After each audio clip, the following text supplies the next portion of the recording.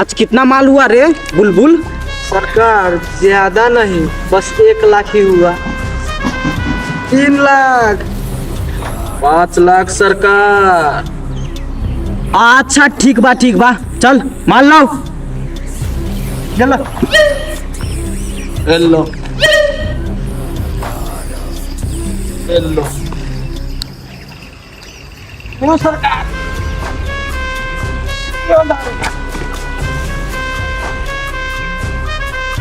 अच्छा ठीक है। अब तुम सबको याद है अब 1 खोखा लाना है। कितना? 1 खोखा। हाँ 1 खोखा। हाँ साला ये क्या कर रहे हो रे? सर आप ही ने बोला कि 1 खोखा चाहिए। मैं कहने का मतलब है कि रुपया 1 खोखा। रुपया लाएगा 1 खोखा तो अब न मिलेगा बोका। टिक्की में तेल लगा के। सरकार टिक्की में नहीं, हाँ मुश्तरी में तेल लगा के। अच्छा ठीक बा, धोनी सबके 1 करोड़ आने के बाद। अच्छा ठीक बा चल जो। ठीक बा हम जाता नहीं लेके चल रे।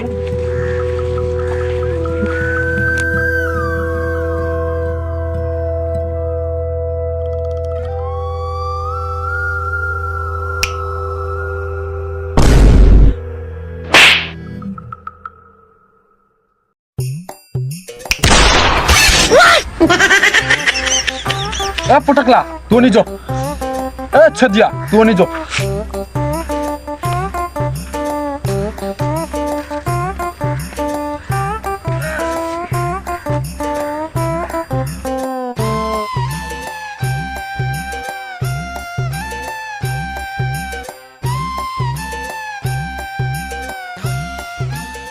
अल्लाह के नाम पर कुछ दे दे बाबा।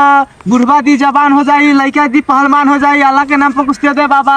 ये पैसा धन दौलत लड़का लड़की सब चलेगा बाबा, कुछ दे दे बाबा। अल्लाह के नाम पर कुछ दे दे बाबा। रुपया पैसा धन दौलत लड़का लड़की सभी चलेगा बाबा। अल्लाह के नाम पर कुछ दे दे बाबा।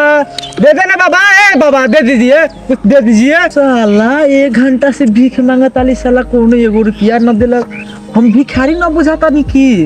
रुक जो देसी जुगाड़ लगावे दे। अल्लाह के नाम पे कुछ दे दे बाबा। 4 दिन से कुछ नहीं खाया बाबा। अल्लाह के नाम पे कुछ दे दे बाबा। मैं 4-5 दिन से कुछ नहीं खाया बाबा। अल्लाह के नाम पे कुछ दे दे बाबा, दे दे। साला वो तो हमरे से बड़का भिखारी लगा था। 10 रुपया ही देके गए, यही से मत झाटे हो खरी। अल्लाह के नाम पे कुछ दे दे बाबा। अल्लाह के नाम पे कुछ दे दे बाबा। अल्लाह के नाम पे कुछ दे दे बाबा। तो दे दे रे यार, दे दे बाबा, दे दे। कुछ नहीं खैले यार, 4 दिन से भूखा बानी। कुछ दे दे रे बाबा, दे दे यार, दे दे भैया, दे दे राजा। इस साइकिल वाला साला तो देखिए कि चल गई। क्या करी हम, साला भूख लागल भी कोनो नहीं के देता। क्या करी यार, कुछ सोचे के पड़ी लागता। अच्छा बैठा था नहीं 2-3 घंटा और कुछ दे दे बाबा। कुछ नहीं खैले यार, दे दे ना। दे दे मौसा, भूख लागल भी यार, दे दो। चलो मौसा काला पर नहीं देती तो मौसा बड़ी भिखारी लगता। भीख दे दो भैया। ओ भैया भीख दे दो। आगल बने अपने के गांव में बार ना आइले, महीना में 1 बेर आइले। भीख दे दो भैया। अगाड़ी से दो, पछाड़ी से दो, सब आशीर्वाद समझ के अपना कटोरा में धले। भैया भीख दे दो, भीख दे दो भैया। भूख के मारे हम टॉयलेटो रो गेल बा। भीख दे दो कुछ भैया। ए भैया नहीं के सुना, भीख दे दो। आके दे भीख हमरा के देते पैसा। रुका एक बात। ओ भैया भीख दो ना। सलाह सर न लगे छो, हट्टा कट्टा सलाह लेखा जवान लोग के जब भीख मांगे है। नहर में डूब के मर जाते, जाके कमाना है। और या सब लेखा भीख मांगे तो भीख मांगे हम देर रख के पावे कते करबे। हे भीख मांगे लागी। हां सराय को भीख मांगे आलो ले की बस ठीक है। ये भैया तो सही बात बोल रहा। साला हम शरीर पूरा निम्ने बा, साला ऐसे न दी, कुछ अलग करता। भीख दे भीख दे दो अपना ही भाई के भीख दे दो। कोनो भीख देवे वाला नहीं के। भीख दे दो भैया, कुछ दे दो भैया, खाइला बहुत दिन हो गया भैया, कुछ भीख दे दो, खाए बहुत दिन से खाले नहीं थी, कुछ दे दो। खाला भीख मांगता रहा। का कहे भैया, एक तो 4 दिन से भूखा बानी, अब प्लस में हमार माई बीमार बिया, हॉस्पिटल में भरना कैले बा, क्या कहे। और वो बात हमार पापा कुछ कमाए उमाए वाला नहीं थे का, यही से भीख मांग के अपन गुजारा करता नहीं। और साला एगो गर्लफ्रेंड रहे, वो भोसरी वाली धोखा दे देने भैया, क्या करी भैया, बहुत बीमार, बहुत भूखा बानी भैया, कुछ दे दो। तो हम काफी करी तोरा। भैया भैया कुछ करिए का ना भैया, अभी मौकियो डनार दिया, हॉस्पिटल में भरना दिया, दे दो भैया, बचावे करी। कुछ दे दो। आरो कोनो बीमार बाटे? ना बस दू मेरा बीमार दिया। अच्छा ठीक बा। हमू तो पिपरा तो बाजारे में से मोबाइल चोरी कैली है। अब मोबाइल हवा कौन काम तोरे काम लागी। मरे के बात याद कर लिया देता नहीं।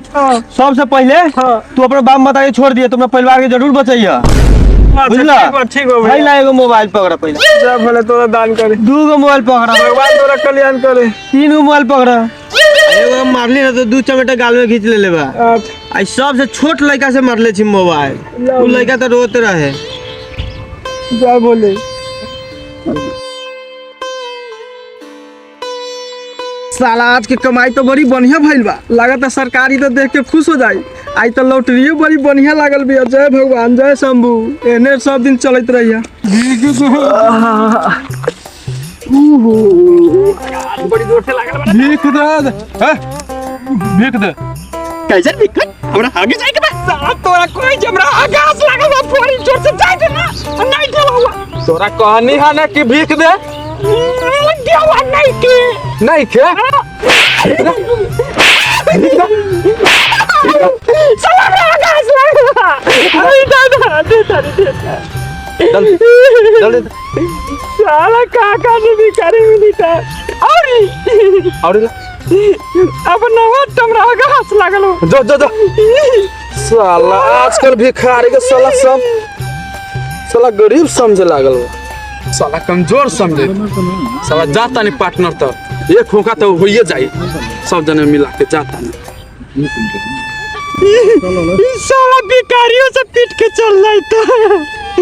साला आजकल कैसन भिखारी आवता।